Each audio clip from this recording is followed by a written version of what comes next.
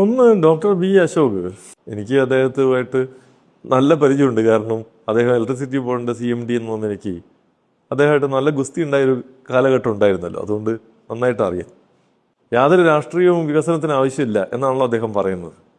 വികസനം സ്വാഭാവികമായിട്ടുണ്ടാകും, ആർക്ക് വേണമെങ്കിലും വികസനം നടത്താം, അതിന് രാഷ്ട്രീയമായ ഇടപെടലൊന്നും ആവശ്യമില്ല എന്നതാണ് അദ്ദേഹം പറയുന്നത്. അതാണ് അദ്ദേഹത്തിൻ്റെ രാഷ്ട്രീയം. ഈ പറയുന്ന പോലെ സർവതന്ത്ര സ്വതന്ത്രമായി യാതൊരു നിയന്ത്രണങ്ങളും ഇല്ലാത്ത ലോകം, അത്തരം ലോകത്തെക്കുറിച്ചാണ് അയാൾ കാണുന്നത്. എന്നാൽ അദ്ദേഹം ആഗ്രഹിക്കുന്ന ഈ സ്വാതന്ത്ര്യം ഒരു ബ്യൂറോക്രാറ്റ് എന്ന നിലയ്ക്ക് എന്തും ചെയ്യാനുള്ള അദ്ദേഹത്തിൻ്റെ സ്വാതന്ത്ര്യമാണ്, അല്ലാതെ സാധാരണ മനുഷ്യന്മാർക്ക് അവരുടെ ജീവിതം മുന്നോട്ട് കൊണ്ടുപോകാനുള്ള സ്വാതന്ത്ര്യമല്ല.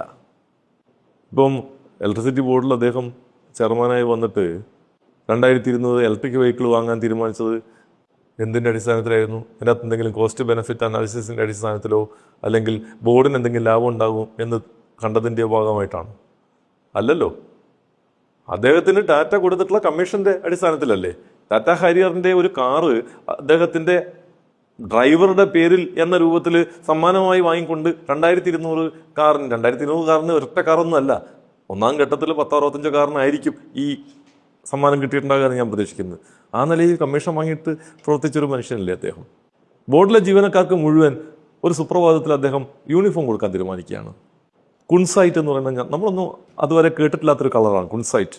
ആ കളറിലുള്ള യൂണിഫോം എല്ലാ ജീവനക്കാർക്കും കൊടുക്കുക, അത് ബോർഡ് തന്നെ വാങ്ങി കൊടുക്കുക. ബോർഡിൽ നേരത്തെ യൂണിഫോം ഉണ്ട്. ഇപ്പം ഫീൽഡിൽ പണിയെടുക്കുന്ന ലൈൻമാൻമാർ, വർക്കർമാർ തുടങ്ങിയ ആളുകൾക്കൊക്കെ യൂണിഫോം ഉണ്ട്, അല്ലാത്ത ജീവനക്കാർക്ക് യൂണിഫോം ഇല്ല. പക്ഷെ എല്ലാവർക്കും ഒറ്റ യൂണിഫോം. ഇത് സേലത്ത് ഏതോ കമ്പനിയിൽ കെട്ടിക്കിടന്ന ടീഷർട്ടുകൾ, അന്ന് ടീഷർട്ടിന് 1 കിലോ ടീഷർട്ടിന് 97 രൂപ ഒക്കെ വിലയ്ക്ക് തൂക്കി വിറ്റുകൊണ്ടിരിക്കുന്ന കാലത്ത് ഒരു ടീഷർട്ട് 250 രൂപ വിലയ്ക്ക് കച്ചവടമാക്കിയിട്ട് അതിന് ടെൻഡർ വിളിച്ചിട്ട് തീരുമാനമാക്കിയൊന്നുമല്ല. ഈ കൊൺസൈറ്റ്, ഈ പറയുന്ന പോലെ ഈ കൊൺസൈറ്റ് കളറിലുള്ള ഇന്ന രൂപത്തിലുള്ള ടീഷർട്ട് എന്ന് പറയുമ്പോൾ അത് സ്റ്റോക്കുള്ളവനല്ലേ തരാൻ പറ്റൂ. അത്തരത്തിൽ ചില കച്ചവടങ്ങൾ നടത്താൻ അദ്ദേഹം ശ്രമിച്ചതല്ലേ. ആ കച്ചവടം പൊളിഞ്ഞത്, അത് നടത്താൻ കഴിയാതിരുന്നത് അവിടുത്തെ സംഘടനകൾ ശക്തമായി എതിർത്തുകൊണ്ടല്ലേ. ആ സംഘടനകൾ എതിർത്തത് അദ്ദേഹത്തെ സംബന്ധിച്ചിടത്തോളം രാഷ്ട്രീയമാണ്. കാരണം എന്താ? അദ്ദേഹത്തിന് ഉദ്ദേശിച്ച കാര്യം നടത്താൻ കഴിയാത്ത രൂപത്തിലുള്ള രാഷ്ട്രീയ ഇടപെടൽ അവിടെ ഉണ്ടായി എന്നതാണ് അദ്ദേഹം കാണുന്നത്. ശരി, സ്വാതന്ത്ര്യമാണ് വേണ്ടതെന്നാണല്ലോ അദ്ദേഹം പറയുന്നത്.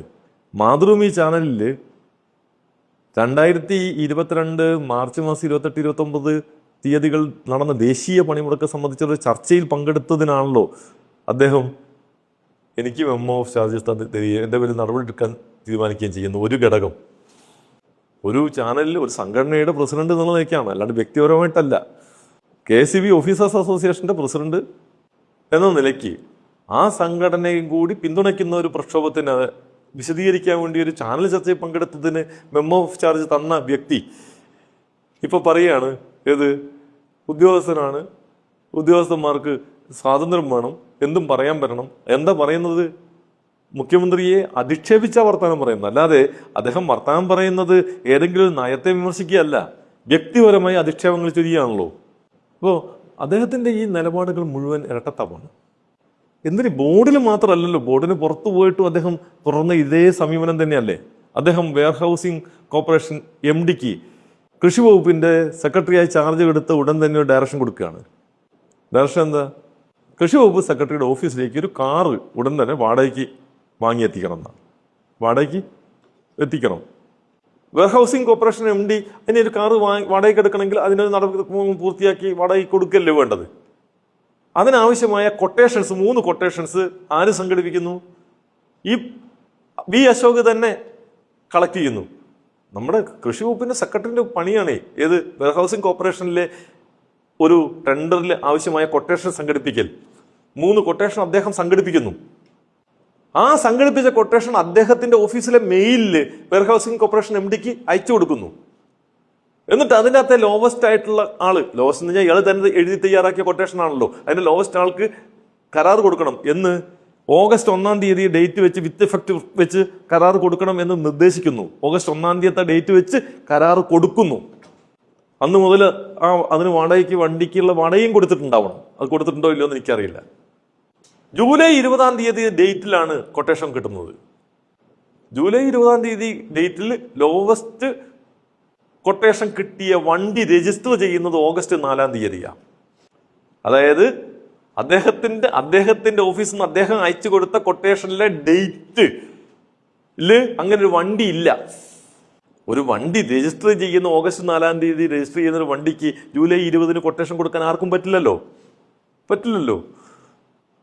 അപ്പോൾ ആ കൊട്ടേഷൻ എവിടെ നിന്നുണ്ടായതാ? ഫാബ്രിക്കേറ്റ് ചെയ്ത കൊട്ടേഷൻ അല്ലേ? അദ്ദേഹം ഈ പറഞ്ഞ പോലെ വികസനം എന്ന് പറയുന്ന സാധനത്തിന് രാഷ്ട്രീയമില്ല എന്ന് പറഞ്ഞാൽ അദ്ദേഹത്തിന് എന്തും ചെയ്യാനുള്ള സ്വാതന്ത്ര്യമാണ് കൊടുക്കേണ്ടതെന്നാണല്ലോ അദ്ദേഹം പറയുന്നതിന് അർത്ഥം. ഉദ്യോഗസ്ഥൻ എന്ന നിലയ്ക്ക് എനിക്ക് എന്തും ചെയ്യാനുള്ള സ്വാതന്ത്ര്യം വേണം എന്ന് പറഞ്ഞാൽ എനിക്ക് സൗകര്യം പോലെ എന്തും ചെയ്യാനുള്ള സ്വാതന്ത്ര്യം വേണമെന്നാണ്. കേരളം പോലെ ഒരു സംസ്ഥാനത്ത് അത് സാധിക്കില്ല. വികസനത്തിൻ്റെ നയം തീരുമാനിക്കുന്നത് അതിനൊരു രാഷ്ട്രീയത്തിൻ്റെ അടിസ്ഥാനത്തിലാണ്. വികസനം എന്ന് പറയുന്നത് ഈ സാമ്പത്തിക വളർച്ച മാത്രമല്ല. വികസനം ഉണ്ടാകുന്ന സാമ്പത്തിക വളർച്ച സമൂഹത്തിലെ സാധാരണ മനുഷ്യന്മാരുടെ ജീവിതത്തെ എങ്ങനെയാണ് ബാധിക്കുന്നത് എന്നത് വളരെ പ്രധാനപ്പെട്ടതാണ്. വികസനം ഇപ്പം നാഷണൽ ഹൈവേ ഉണ്ടാക്കുന്നു, അല്ലെങ്കിൽ ജലപാത ഉണ്ടാക്കുന്നു, അല്ലെങ്കിൽ മലയോര ഹൈവേ ഉണ്ടാക്കുന്നു, വിമാനത്താവളം ഉണ്ടാക്കുന്നു എന്നതൊക്കെ പോലെ തന്നെ പ്രധാനപ്പെട്ടതാണ് കർഷക തൊഴിലാളി പെൻഷൻ കൊടുക്കുന്നതും, അതുപോലെ തന്നെ സ്ത്രീകളുടെ പെൻഷൻ ഏർപ്പെടുത്തുന്നതും, നാട്ടിലെ അംഗനവാടികൾ മെച്ചപ്പെടുത്തുന്നതും, ആശുപത്രികൾ മെച്ചപ്പെടുത്തുന്നതും, സ്കൂളുകൾ മെച്ചപ്പെടുത്തുന്നതും ഒക്കെ ഇതൊക്കെ കൂടി ചേർന്ന അതാണ് വികസനം. സാധാരണ മനുഷ്യന്മാരുടെ ജീവിതത്തിന് എങ്ങനെയാണ് ഇത് ഗുണകരമാകുക എന്നതാണ്. അപ്പം പദ്ധതികൾ എന്തെങ്കിലുമൊക്കെ കുറേ നടപ്പാക്കുക എന്നതല്ല, അതുകൊണ്ട് സാധാരണ മനുഷ്യന്മാരുടെ ജീവിതത്തിന് എന്ത് നേട്ടം ഉണ്ടാകുന്നു എന്നതാണ് വളരെ പ്രധാനപ്പെട്ട ഒരു കാര്യം. ആ നിലയ്ക്ക് വികസന പ്രവർത്തനത്തെ മുന്നോട്ട് കൊണ്ടുപോകാൻ കൃത്യമായ രാഷ്ട്രീയ ബോധ്യത്തോടു കൂടി തന്നെ ഉള്ള ഇടപെടൽ ഉണ്ടാവേണ്ടതുണ്ട്. അതുകൊണ്ട് ആർക്കും ചെയ്യാൻ പറ്റുന്ന ഒന്നല്ല വികസനം. രാഷ്ട്രീയ ബോധ്യത്തിൻ്റെ അടിസ്ഥാനത്തിൽ നടപ്പാക്കേണ്ട ബോധപൂർവമായ ഇടപെടലുകളാണ് വികസനം നിശ്ചയിക്കുന്നത്. അതേ സാമൂഹ്യ വികസനം സാധ്യമാക്കൂ. അപ്പോൾ GDP-യിലെ ഗ്രോത്ത് അല്ലല്ലോ, ഹ്യൂമൻ ഡെവലപ്മെൻറ്റ് ഇൻഡെക്സിലെ ഗ്രോത്ത് ആണല്ലോ നമുക്ക് പ്രധാനപ്പെട്ടത്. മനുഷ്യൻ്റെ ഹാപ്പിനെസ് ഇൻഡെക്സ് വർദ്ധിക്കാൻ കഴിയുന്നുണ്ടോ ഇല്ലയോ എന്നുള്ളതാണല്ലോ പ്രധാനപ്പെട്ടത്.